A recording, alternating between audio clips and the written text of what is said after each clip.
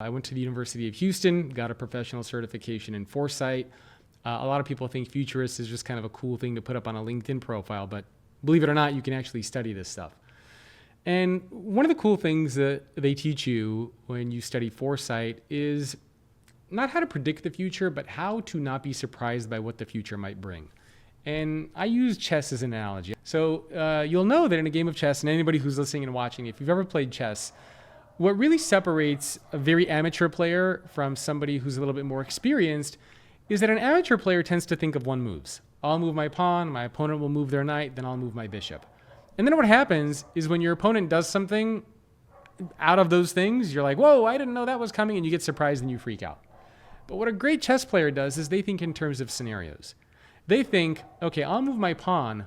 My opponent might respond to that in one of 4 potential ways. And if my opponent responds in one of those potential 4 ways, I have a response for each one of those.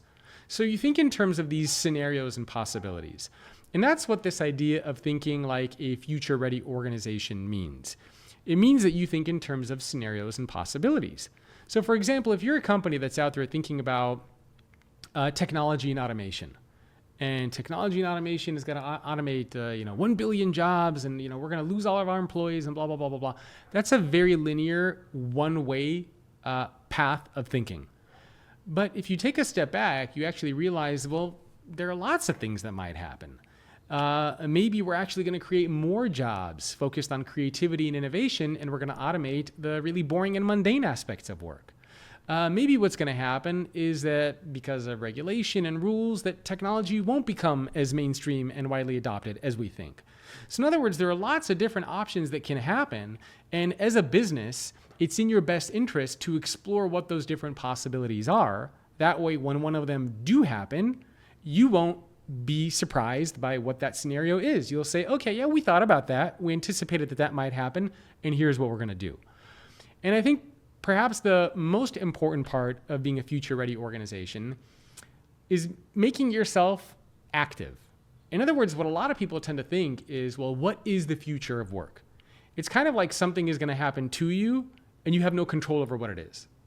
But what's more impactful is to say, what's the future of work that I want to see happen, and how am I going to create that future of work?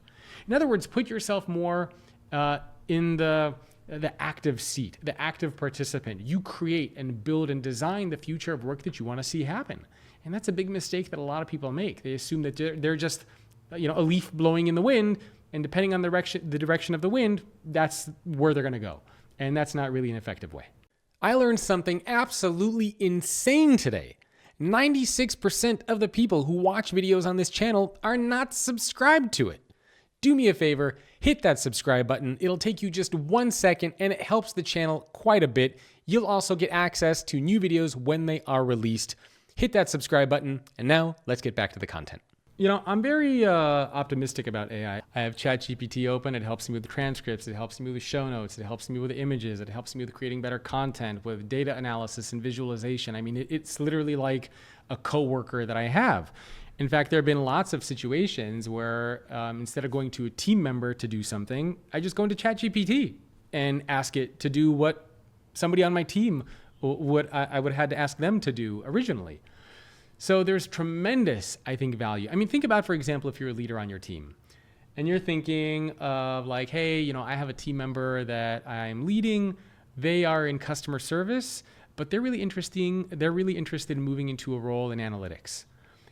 You can go into ChatGPT, put that in there and say, help me come up with a 6-month curriculum with links to resources, online courses, and books that my employee should take so that they can effectively transition within a 6-month period from customer service to analytics. And give me a breakdown Monday through Friday, how many hours they should spend on each one of these things so that they can complete the full course in 6 months. You can put that into ChatGPT and it will give you an entire timeline with links to resources and books and a daily breakdown of what you need to do to make that transition. Now think about what that would be like before something like ChatGPT. You had an employee who was in customer experience. They want to move into analytics. Where are you going to go? You sign up for training programs, come up with some sort of a curriculum. This would take days, weeks to even put together. Then you got to send your employees somewhere to an on-site training. It's a whole thing.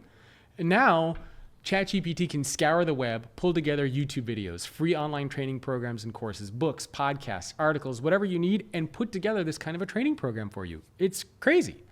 You could go to ChatGPT and say, hey, help me come up with an objective scoring system so that when I evaluate my employees, I can evaluate them based on not just performance, but in terms of soft skills, like how empathetic are they? How good are they at connecting with other people? Whatever criteria you want. You'll create that scorecard for you. So you can really use ChatGPT as an enormously powerful tool to help you in pretty much any and every aspect that you can think of, regardless of the role that you're in. I have a developer that I work with, and a designer. My designer will come up with an image. My developer then takes that image, will put it into ChatGPT and say, code this image or this website using Python or JavaScript, and ChatGPT will give him the code that he can then slightly manipulate, copy and paste, websites up within 24 to 48 hours. That would usually take multiple days, weeks to put that together. So there is enormous potential there. I think where the challenges come into play is when we purely rely on AI tools for things like information, for truth. If you're doing research, if you're asking a question, that's where a lot of organizations tend to get skeptical because they're not really sure how these AI tools work. They're not sure how things like ChatGPT are coming up with this information. And as we saw fairly recently, I think it was with Google's AI program, it was creating all sorts of crazy images, changing our history, putting in different people in different scenarios that didn't fit. And it was, not giving accurate information in a lot of situations. So the challenge is that people assume that technology is going to get rid of any kind of, bias, so to speak. But the truth, and it could be political bias, any bias that you want. But the truth is that AI is developed by humans. And any human opinions or biases or beliefs kind of get coded into these technology programs. And again, so the challenge then becomes what you're getting back from AI, an AI solution. You can't ever purely rely on AI for anything and everything without having that bit of a human intervention. So the thing that companies are trying to figure out is, how do I bring these two things together? The human side and the AI side. There have also been lots of instances of executives that I've talked to where they rely on AI to predict if an employee is going to succeed in a certain role. So these AI tools will look at the skills that you have, they look at the job that you've been doing, and they'll say, hey, based on this, there's another role in the company that you might want to take here. And there have been a couple instances that companies have told me where they've followed AI's advice, they move somebody into a different role, and that person fails. They struggle, they're not doing a good job. And then they're kind of like, I don't know, maybe AI is not doing a very good job here. So, I think for some aspects of work, it's a no-brainer.